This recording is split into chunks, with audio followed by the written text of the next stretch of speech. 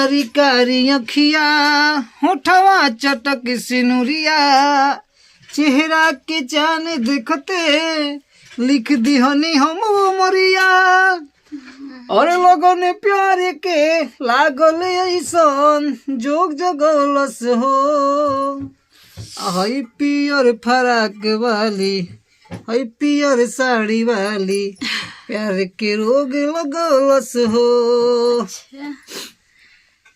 जब जब इसका सिस्टर पियर पहनते हैं ना तो हम पीला जाते हैं।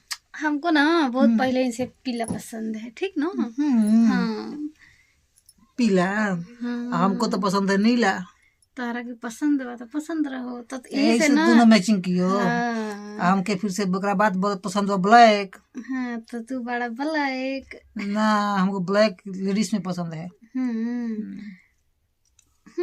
तब का करी, कहाँ से ब्लैक लिए है? ब्लैक बा ना।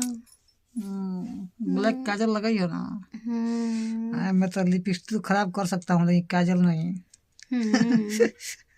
वो हमारी डाल लड़ घुमा दो। तू जोची कब तोची खर्चा करो खातिर भागल नहीं। यदि हमारी इच्छा ना पूरा बोल समझ लिया हम संतोष पागल नहीं। उठा पटक करो तू। हाँ तो संतोष पागलों से गैल गुजरल बा। अरे बोलिया बनारस में तू करे फूल गईलू सोनपुर के मेलावा में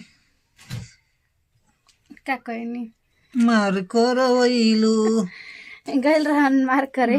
का चलते सोनपुर मेला मारोगे रे। बहुत भूख लागल बा, चलो खाना बाद बहुत खाना ना मिली।